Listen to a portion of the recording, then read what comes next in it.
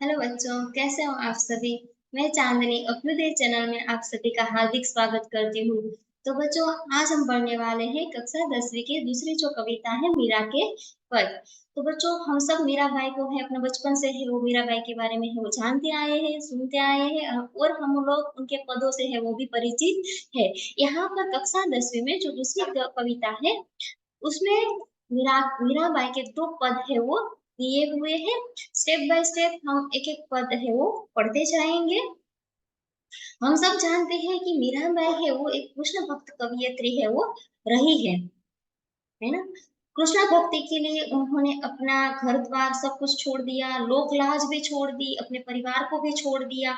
मीराबाई का जो ब्याह हुआ होता है वो हुआ होता है महाराणा राणा सांगा के पुत्र है वो गुजरात से उनका ब्याह है वो हुआ होता है ना। पर छोटी उम्र में ही वो क्या हो जाती है, विधवा हो जाती है।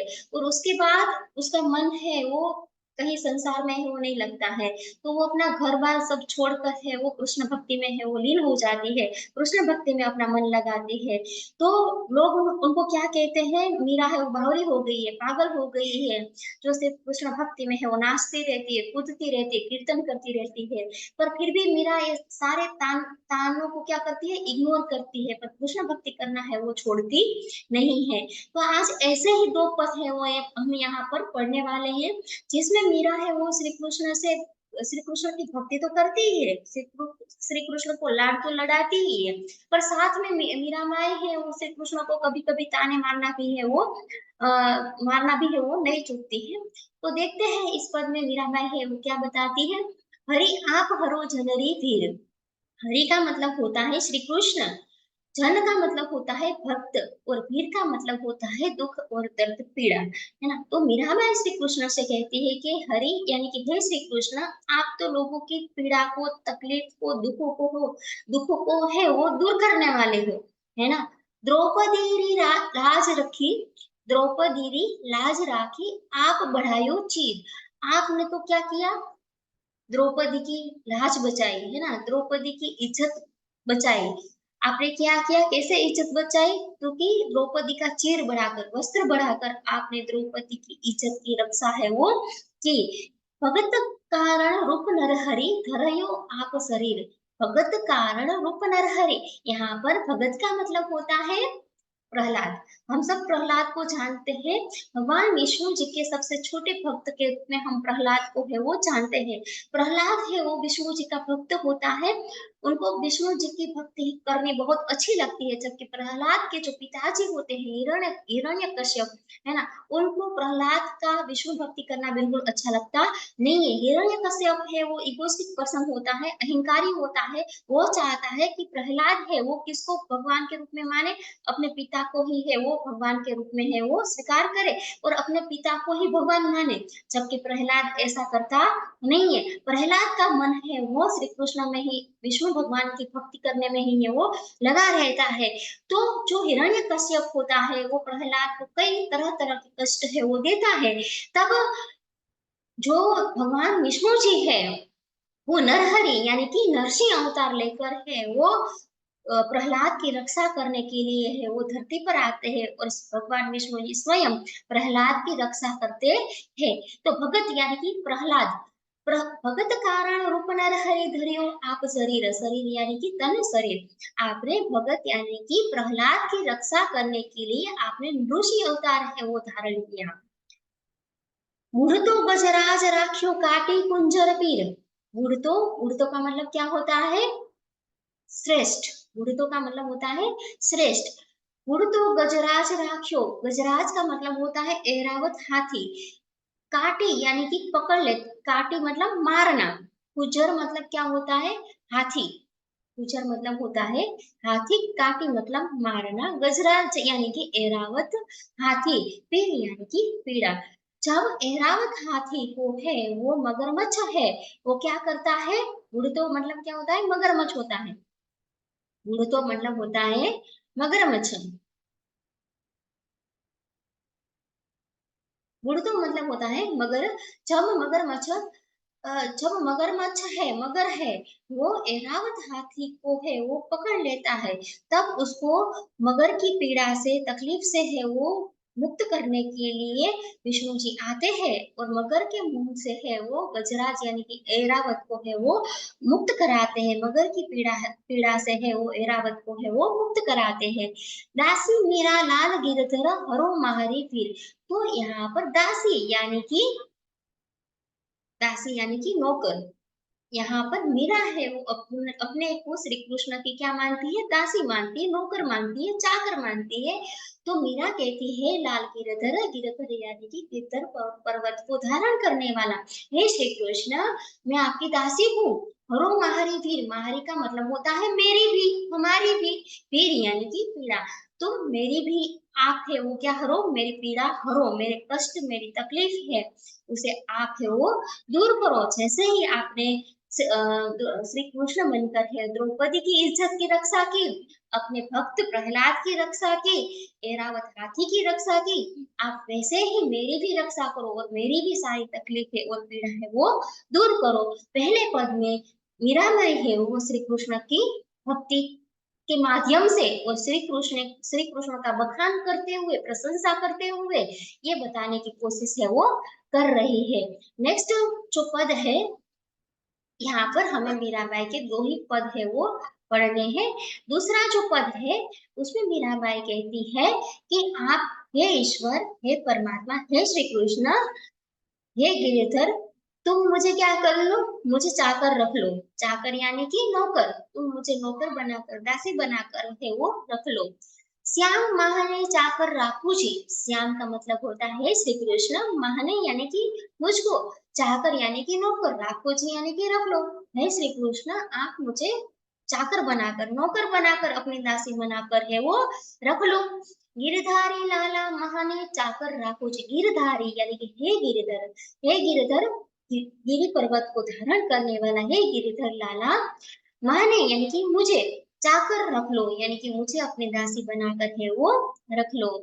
चाकर रहियो सु बाग लगास्यु नित उठ दर्शन पास्यु। मीराबाई कहती है रहस्यु यानी कि सॉरी, रहस्यु मतलब होता है रहकर, है ना। चाकर रहस्यु यानी कि मैं आपकी चाकर रहकर, दासी बनकर, बाग लगास्यु यानी कि मैं बाग लगाऊंगी, बगीचा लगाऊंगी, नित नए पौधे है वो लगाऊंगी।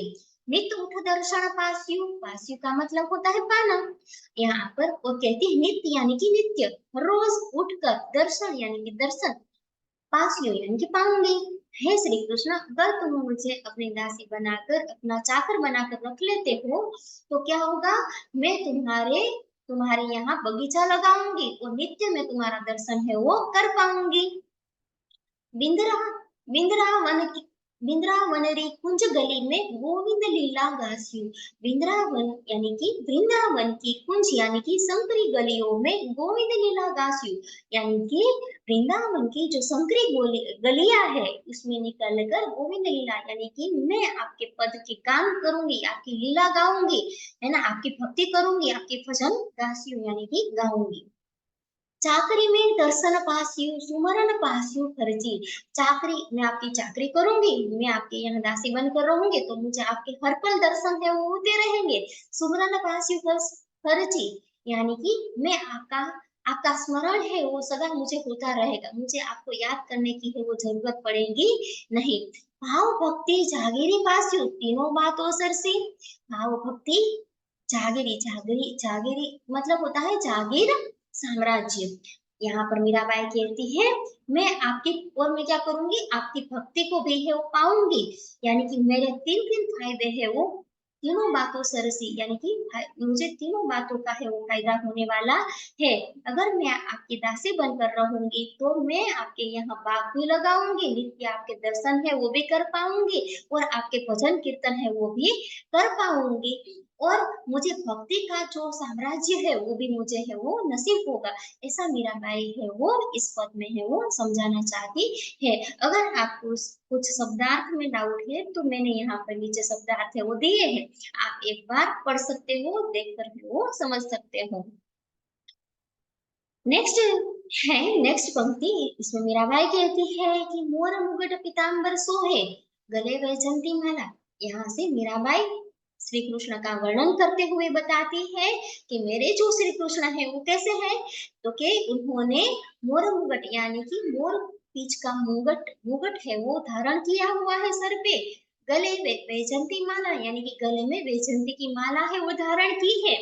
वृंदावन में धेनु चरावे और मीराबाई के जो श्री कृष्ण है वो वृंदावन यानी कि वृंदावन में है वो धेनु यानी कि गायों को है वो चरा चरा रहे हैं।